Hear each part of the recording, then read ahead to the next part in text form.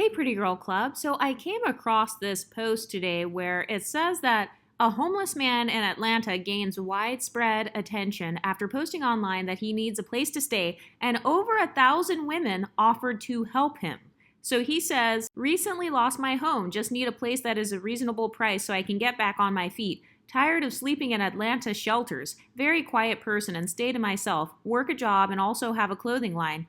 I moved to Atlanta from St. Louis, Missouri 4 years ago. If anybody has any resources you can send my way, I will accept. Thank you. I appreciate it. So this guy, he was looking for a room for rent in an Atlanta Facebook group. And because of his features, which this is now proof yet again that our features are considered attractive by Black women. And the reason I'm bringing this up is because I've noticed that if you're a woman with these same features, kind of like a caramel skin tone, kind of this lighter skin tone with type 4 hair, with West African facial features, just like this guy, I've noticed that some women have a tendency to try to make you think that you're mediocre or you're quote unquote ugly. Well, this is proof right here that these features are obviously not ugly because this guy literally just posted online saying that he's homeless. He's admitting that he is a dusty. Oh, and speaking of dusties, what happened to the whole hypergamy thing? And this is another reason why I say that whole hypergamy thing, I don't think that is as common as what people try to make it seem like. I actually do feel like there are some Black women who fetishize or pedestalize these types of features. So kind of like a lighter skin tone, maybe a lighter eye color, maybe some locks. I don't know if he's got highlights in there or if he naturally has, he seems to have kind of naturally like this sandy hair color. So if you have the phenotype of Tyra Banks, if you have the phenotype of Willow Smith, if you have kind of a caramel to lighter shade of skin with type 4 hair, or some sort of brown hair, or if you have some sort of light eyes, this is proof right here that these features are attractive, are considered attractive. So whenever I see women online attempting to make fun of women who have these features, that's why I say oftentimes it is based out of jealousy because number one, they tend to be making fun of their Black facial features. And number two, we know that it's all cap because anytime you see a man with these features, all hell breaks loose. And you guys are offering up your homes. Over 1,000 women offered to help him. And let's look at some of the comments here. Sade Hollis says he's beautiful. All he need to do is go on a few casting calls and boom, Prison Bae got a modeling contract. So she's comparing him to Prison Bae and saying that he's attractive. So that's further proof that these features are considered attractive and pretty. So this is why I don't believe when a lot of Black women say that women who have this phenotype don't look good. No, they absolutely do look good because anytime a man walks in the room with these features and he's maybe tall or buff or whatever, has locks, then suddenly all hell breaks loose.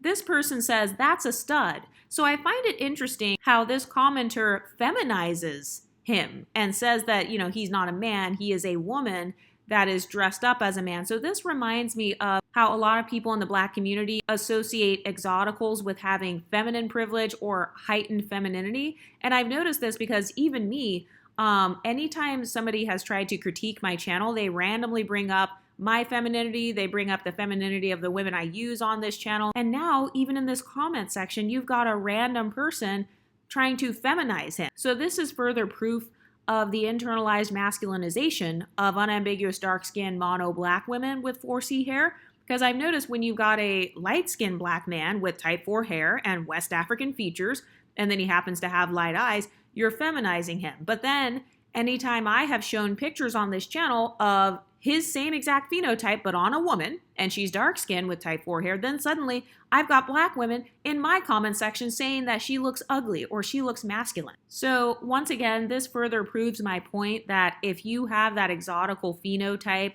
as a woman, that your phenotype is often perceived as a status symbol. Obviously, I know that not every Black person thinks this way, but I love it when I hit psychological jackpots like this because anytime I see women lusting over my male counterparts, anytime you see women lusting over your male counterparts, whether he's a dark-skinned exotical, a lighter-skinned exotical, whether he has type 4 hair, type 3 hair, all that does is it just reminds me that my phenotype is considered pretty or it's considered attractive. And also, have you ever noticed how when it comes to unambiguous black women, so black men can be colorist, but black women can't possibly be colorist? Have you ever noticed that? So for example, when I did the Simone Biles video and I talked about her with her husband and how potentially she could have pedestalized his phenotype or his body or whatever, and so she was willing to get into this hypogamous relationship situation, this is another example of that, because I see majority black looking women or women who seem to identify as black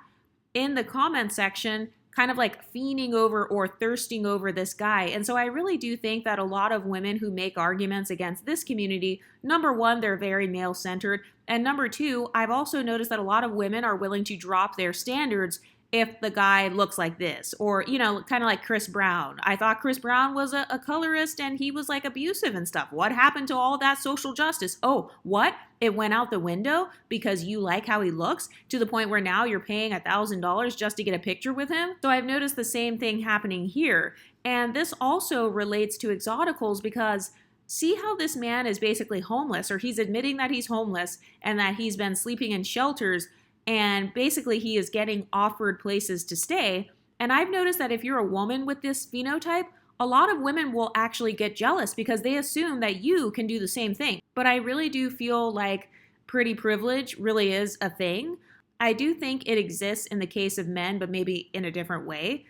But this is what a lot of people associate your phenotype with. This person says, if his looks house him, then he is great at marketing. He is using his skills of sex appeal to survive. So do you see how when it's a man using his skill of sex appeal to survive, people are all for it. The women are all for it. But I'll be damned if you're a woman who is utilizing your sex appeal to survive. Someone recently critiqued me because I had Ice Spice. I've done videos about Ice Spice, and they're saying they were shaming Ice Spice for utilizing sex appeal in her career.